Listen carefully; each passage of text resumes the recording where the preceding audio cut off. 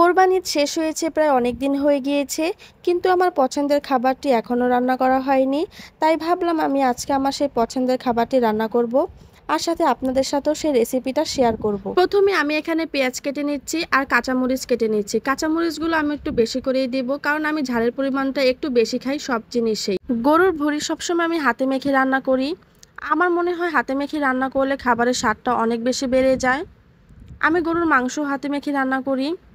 আমার মা সবসময় এভাবে রান্না করে, আর আমার মায়ের হাতে রান্না অনেক বেশি মজা হয়। আমি সব রান্না আমার মায়ের কাছ থেকে শিখেছি। যদিও মা কখনো আমাকে রান্না করতে দেয়নি, কিন্তু আমি আমার মায়ের সামনে থেকে থেকে সবগুলো রান্না মার কাছ থেকে শিখে নিয়েছি। এই গরম মশলাটা আমি ঘরেই তৈরি করেছি। সবসময় আমি গরম মশলা ঘরেই তৈরি করে থাকি। কেন জানি আমার বাহিরের গরম মশলা একদমই খেতে ইচ্ছে করে না। বাহির থেকে কেনা গরম মশলা কেন জানি আমার মনে হয় অর্গানিক হয় না। ঘরে তৈরি করলে আমার মনে হয় সব দিক দিয়ে ঠিক আছে, আর গ্রানটাও একদম পারফেক্টলি চলে আসে রান্নার মধ্যে। এখানে আমি বেটে রাখা আদা রসুন দিয়ে দিলাম। আদা রসুন আমি পরিমাণ মতন দিয়ে দিলাম। আমার মতো এভাবে গরুর ভুঁড়ি কে কে হাতে মেখে রান্না করেন আমাকে নিশ্চয়ই জানাবেন কমেন্ট করে। তারপর আমি পরিমাণ মতন তেল দিয়ে দিলাম।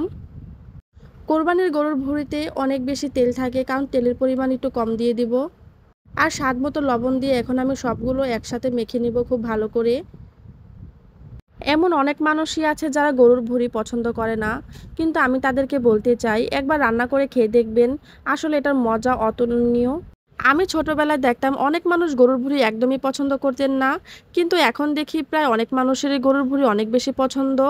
আসলে সময়ের সাথে সাথে হয়তোবা মানুষের স্বাদেরও পরিবর্তন হচ্ছে। আমি যখন রান্না করছিলাম বাহিরে অনেক বেশি বৃষ্টি হচ্ছিল। আমি রান্নার সাথে সাথে বাহিরের পরিবেশটাও অনেক বেশি উপভোগ করছিলাম। গরুর ভুঁড়িটা আমি লো আঁচে খুব ভালো করে কষিয়ে নিব।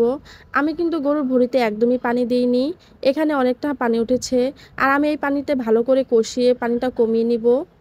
ভুঁড়িটা একদম নরম হয়ে গেলে আমার কাছে কেন জানি একদমই খেতে ইচ্ছে করে না, কেমন জানি লাগে, স্বাদ লাগে চেঞ্জ হয়ে যায়। আসলে সব মানুষ তো আর এক না, এক এক মানুষের খাওয়ার ইচ্ছা এক এক রকম, যে যেভাবে খেতে পছন্দ করে। ভুঁড়িটা কষানোর পর আমি কিছু পানি দিয়েছিলাম, আর পানিটা আমি একদম শুকিয়ে নিয়েছি, একদম নরম করিনি।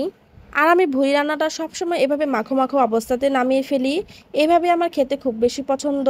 আমি রান্না শেষ হওয়ার সাথে সাথে খেতে বসে পড়লাম। আমার তো আর একদমই তর্সই ছিল না খাওয়ার জন্য।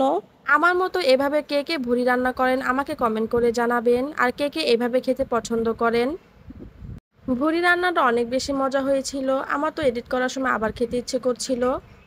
আমি যখন খাচ্ছিলাম আমার ছেলে সামনে বসেছিল, আর আমি আমার ছেলেকে একটু খাওয়ানোর জন্য চেষ্টা করছিলাম, কিন্তু আমার ছেলে একদমই খেলো না। আমার ছেলেটা কেন জানি একদমই কোনো খাবার খেতেই চায় না।